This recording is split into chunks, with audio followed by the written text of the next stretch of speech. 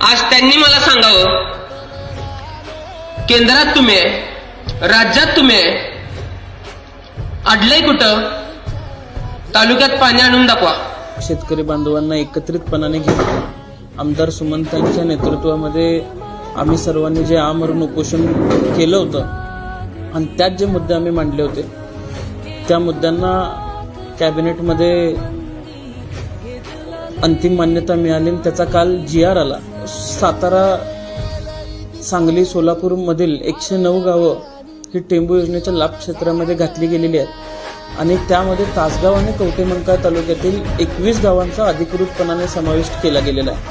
आता हे अधिकचं पाणी निश्चितपणाने शेतकरी बांधवांच्या हिताचं ठरणार आहे. जे शेतकरी बांधवांना हक्काचं पाणी पाहिजे होतं ते हक्काचं पाणी या माध्यमातून मिळणार आहे.